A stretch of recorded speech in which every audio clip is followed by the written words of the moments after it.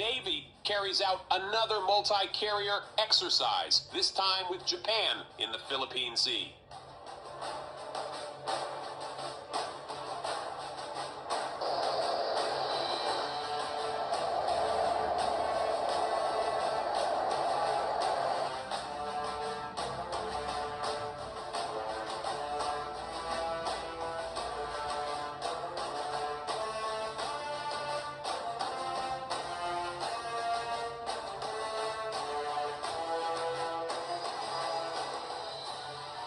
The roar and rumble of fighter jets started early on a Sunday and continued throughout the night, marking the commencement of a joint U.S.-Japan exercise designed to demonstrate the two nations as a cornerstone of peace and deterrence in the region.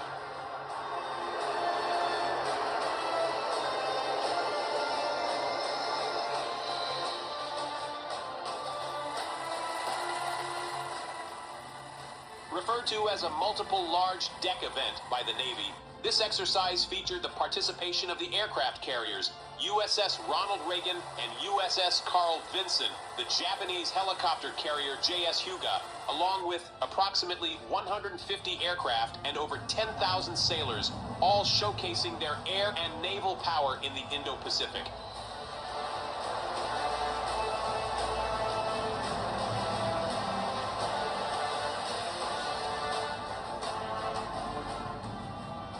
Despite the impressive scale of this event, the U.S. Navy and Japan Maritime Self-Defense Force consistently underscored the routine nature of the training. Rear Adm. Pat Hanifin, the commander of Carrier Strike Group 5, emphasized, "The capabilities that you will see and will not see assembled here is indeed impressive. It is also somewhat routine. We can and do bring together bilateral and multilateral forces of this size, breadth, and capability many times each year across the Indo-Pacific."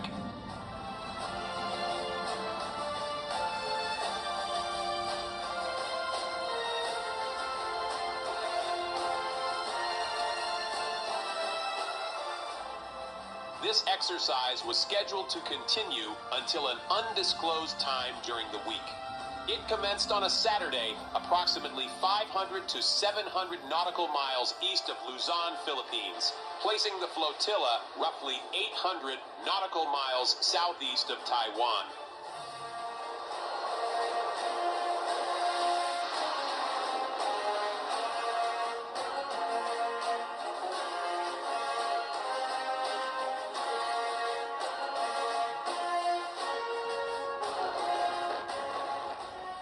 China has frequently criticized U.S.-led exercises in the Philippine Sea and the South China Sea as aggressive and detrimental to peace in the region.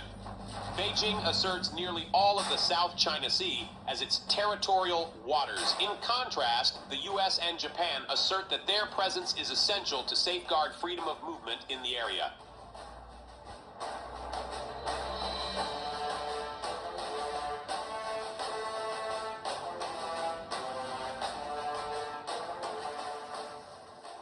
Rear Admi. Pat Hanifin described this issue as a matter of perspective, noting that both the U.S. and Japan have been operating and training in the region for decades.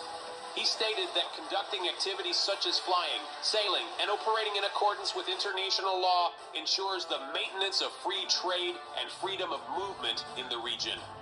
Hanifin added that the exercise is not aimed at deterring any specific nation, but rather serves to demonstrate the capabilities of the U.S. and its allies to any potential adversary, regardless of who they are.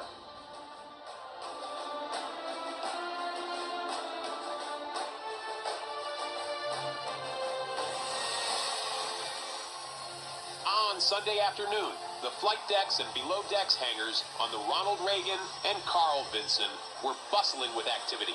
Pilots conducted numerous sorties focused on refining air defense and air combat skills, while escort warships practiced coordinated maneuvers and maritime strike drills. U.S. and Japanese sailors exchanged positions to gain a better understanding of each other's roles.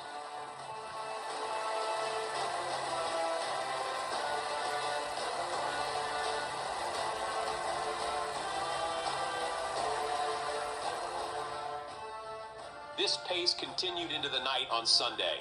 Aboard the Carl Vinson, F-18 Super Hornet and F-35 Lightning II fighter jets continued to launch and land, while mechanics worked diligently in the ship's massive hangar.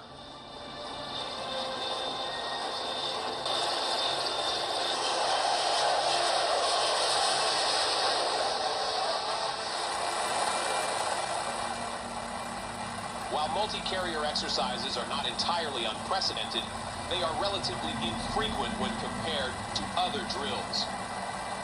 During this exercise, China deployed a Y-9 cargo plane equipped with surveillance equipment to the area.